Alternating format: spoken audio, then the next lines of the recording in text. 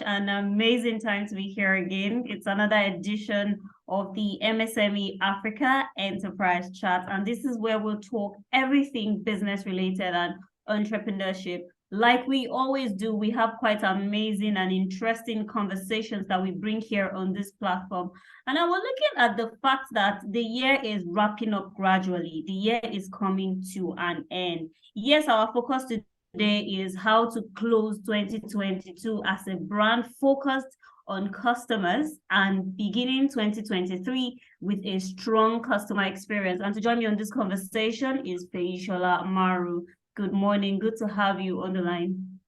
Good morning. It's good to have. It's good to be on this platform too. Thank you for having me. All right.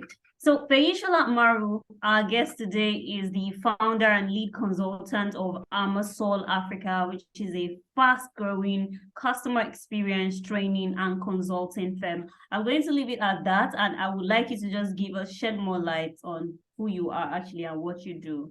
Because your profile is quite long, but I want you to go ahead and just talk to us about who you are and what you do. Okay. You're making me feel shy somehow. Anyway, just like you mentioned, my name is Feyisola Maru, and I am the lead consultant and founder of Amarsorl Africa, a fast-growing customer experience consulting and training firm located in Lagos, Nigeria. Okay, before I founded Amarsorl Africa, I've been working for more than 6 years as an employee at different agencies and different industries, ranging from IT to aviation to real estate to fast-moving consumer services and all of that. And so Amarsorl Africa was founded August last year, just a little bit over a year right now. But in the course of our establishment, we've been able to work with different companies in different industries, most especially MSMEs. And so we thank God for how far we have gone. All right, thank you so much. It's so good to actually know that about you. But how has the journey been for you, being an entrepreneur so far? How's it been? Can I get that again? How has the journey been so far, being an entrepreneur? Looking at the peculiarities of the Nigerian market, and customer experience, even the biggest companies in Nigeria still don't see customer experience as a decider of market indices and the profit margin. And so it takes a lot of time before you can talk to business owners or C-suite executives to invest in customer experience. And so we have to educate first before we can still talk about customer experience, talk about customer service first, which is an area that you can easily relate with before you expand it into customer experience. And it's been very, very challenging running a business, most especially a service offering business in Nigeria. Looking at the current economic realities of Nigeria, it's been very, very challenging, but we keep working on it and we keep getting better daily. All right, Feyisola, speaking of customer experience, I'm going to jump into the conversation for today because, we're looking at how to close the year 2022 as a brand focused on customers and beginning the new year 2023 with a strong customer experience. Now, why there's so much focus on customers here now? Why is that so? What I am saying is you have for a business to continuously be relevant and be continuously making profits, you have to be customer centric, because the reason for the establishment of any business is to satisfy the needs of the customer, to meet the needs of the customer. So if you are in business because of customers, if you don't take them into consideration, you will in no time say close your offices or you close your doors. And we have examples of businesses that have shut their doors because they do not listen to customers. So customer centricity means that you design from your recruitment to the promotion and everything. You don't just open a business. You open a business venture because you want to satisfy a specific need of customers. And so those people that you want to satisfy, their need must be fully involved in how you deal with them. And so that's the basic knowledge, the basic meaning of customer centricity. if you are not customer-centric, nowadays, customers are more powerful than they have ever been. They determine a lot of things. They have a lot of options to consider at the tap of their finger. Owing to this COVID-19 pandemic and the post-COVID-19 era that we are in currently. So if you have a business, every business must be customer-centric. If you are not, if you don't treat your customers well, others will. And by the time other competing brands start treating your customers well, forget it, they are gone for good. So any brand that is not being customer-centric presently and is not planning to be customer-centric in the new year that we are going to, I can assure you in a few years, the brand will fall down. Mm. Now, look, I'm going to hold on to your point on customer centricism. I hope I got that. Okay. And I'm going to ask you this question. I know that I have learned and I've also read in marketing that there are two rules of marketing. Number one is that customer is always right. And number two is that even when customer is wrong, remember rule number one. Is this true? It's very, very true that customers are always right, even when they are wrong. Because number one, if you say there's a certain way in customer experience that you can tell the customer that you are wrong, but the customer will never feel that he or she is wrong. So in customer centricity, in customer experience, if a customer is wrong, you don't have to say it to his or her face that, sir, ma, you are wrong. But what you have to do is educate the customer to let them understand how things should be done, not by telling them to their face that they are wrong. Let's say, for example, a customer calls into a telecommunication service provider. Let's say maybe one of these telecommunication service provider that is using a green color in Nigeria. I don't want to mention name, a green color in Nigeria. And you phone in and you are saying you're having difficulty doing a factory reset on your phone, or you want to do a hard reset, that is, you want to put it on airplane mode, and the customer is just putting off the data instead of putting it on airplane mode and putting it off airplane mode. You know the customer is wrong in that light, but then you cannot say, sir, you are wrong. You just have to tell, you are not the airplane mode. The data you are putting off, you should put it on, but rather you should put it on airplane mode and put it off airplane mode again. You are not telling the customer that the customer is not right or the customer is wrong. You are just telling the customer what he or she should do instead of what he or she has done or what he or she is supposed to do while he or she has not done that before. So you are not telling the customer is wrong. The customer, from that feedback we have given the customer knows already that he or she is wrong. But then you didn't say it to their face. And the customer, after doing that, the customer will feel okay that, oh, I was wrong though, but this person did not tell me that I was wrong. So the customer will still feel better even after resolving their issues. Nobody wants to be attacked. Nobody wants to be seen as a loser. Nobody wants to be seen as a fool. Nobody wants to be seen as a less intellectual person. Even you as a customer, you don't want to see yourself in that light. You don't want anybody to see yourself in that light. So customers are always wrong, always right. Customer is always right, even when they are wrong. You just have to boost their ego at every point in time so they won't move to another brand. So you mean to say that there is never a point in time for a business owner, for an entrepreneur, where you can feel like this customer is crossing the line? Is that it?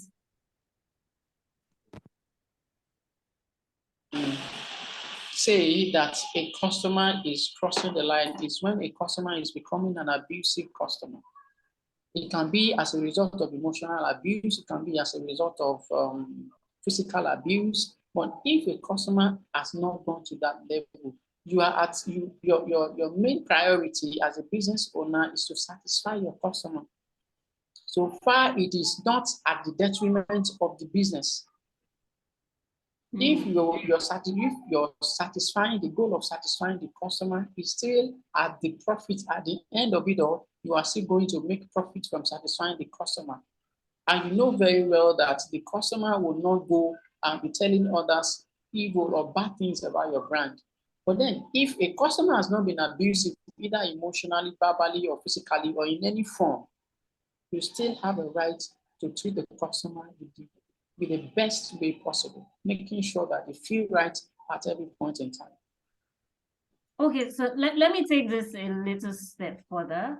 How do you think, as a business owner now who is focused on customer experience and all of that, how do you deal with unsatisfactory feedback? Because sometimes customers come with feedbacks, they are not satisfied. Sometimes the response is not encouraging enough. How do you deal with unsatisfactory feedback? Feedback is the first feedback, is the best feedback you should expect as a business owner. You should take them very, very seriously. We have different metrics that we use in customer experience. We have the Net Promoter Score, we have the customer service, we have CSAT, we have NPS, we have different metrics that we use to get feedback and analyze the feedback of customers and customer experience. But then when you get a negative feedback from the customer, you should appreciate a customer that gives you a negative feedback much more than a customer that gives you a positive feedback. Because behind one negative feedback, there are many other things that you can learn from. So when you get a negative feedback from a customer, the first thing you should do is reach out to that customer and ask for more information about their experience.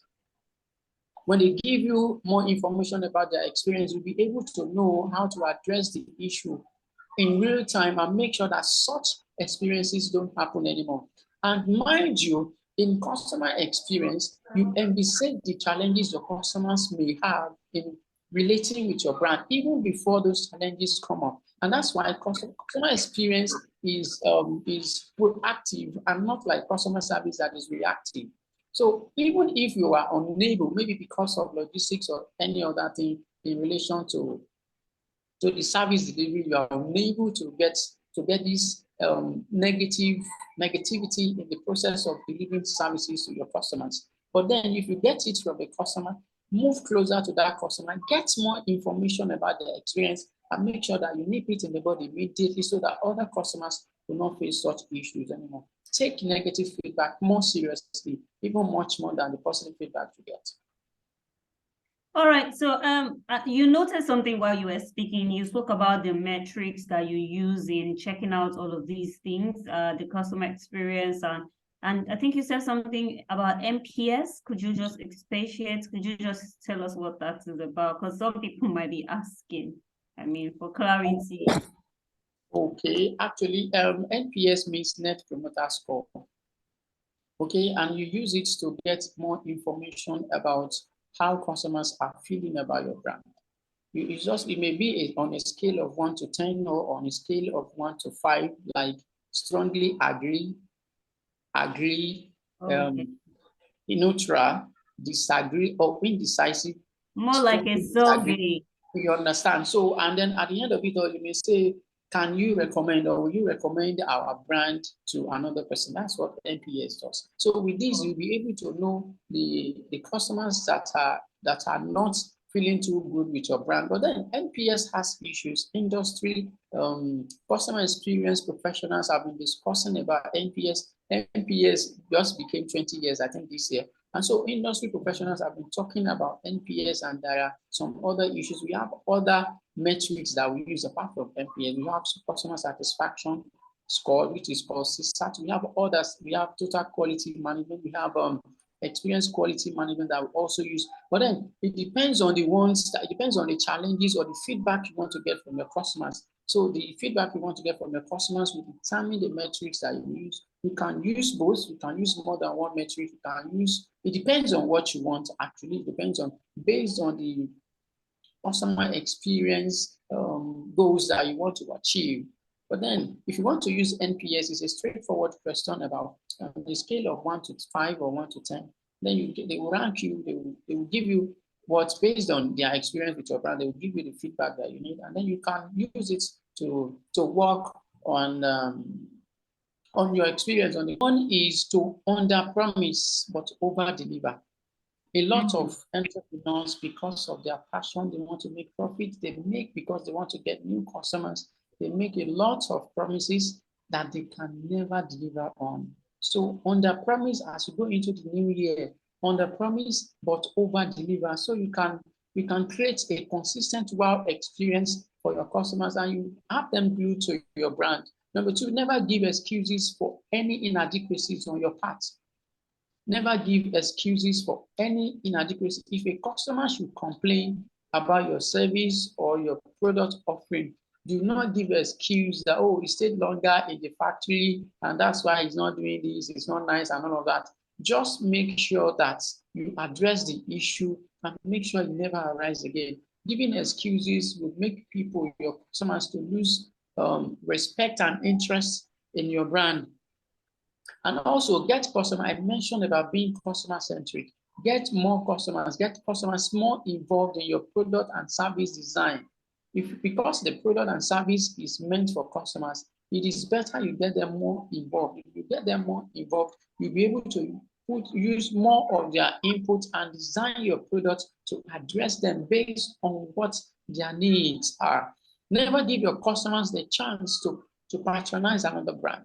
If you say you are opening your doors by 9 a.m., ensure that your door is opened by 9 a.m. If you say you are closing by 5, make sure you close by 5 and not 4:59. A customer may decide to come by 5 p.m., knowing fully well that your door will still open. If that customer doesn't meet your door open by 5 p.m., that customer is gone. So ensure that your customers don't give them a chance to patronize another brand, because if they do, such customers are gone forever and it will be very hard to recover them. Invest in customer experience. Invest in customer experience. Invest in processes that will make sure your customers don't go through hassles. If you have been using only WhatsApp business as a feedback mechanism from your customers, it will be very nice of you if you can start using social media platforms to get customers. If you know very well that your customers are on these platforms, if you are targeting a high-end customer base, you should know probably you should be on LinkedIn and not on Instagram. If you are targeting customers that are beyond for the Gen Zs and all of that, you know you can target them on Instagram. And if you are going for people that are corporate customers, you should be on LinkedIn and not only WhatsApp business or Facebook.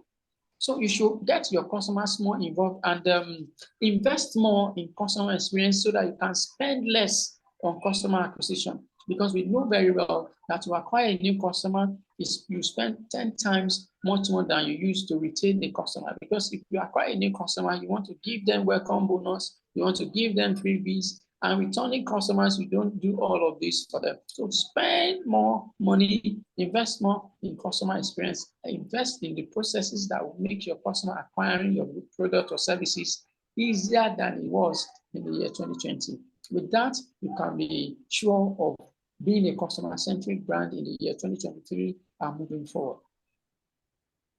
Wow, really amazing, to be honest. I mean, I kept on writing, I kept on jotting, and I know that quite a number of people today would have a lot of things to learn from this insightful conversation. Now, on a final note, I want you to just give your advice or your final words to entrepreneurs out there, even as we head into the new year. Okay, my final word, the most important I would say is for any entrepreneur out there, consider your customers more than ever before. The market is more competitive now than ever before. So people, if you are giving them a discount of 40%, some people out there are willing and ready to give them a discount of 60 to 70%.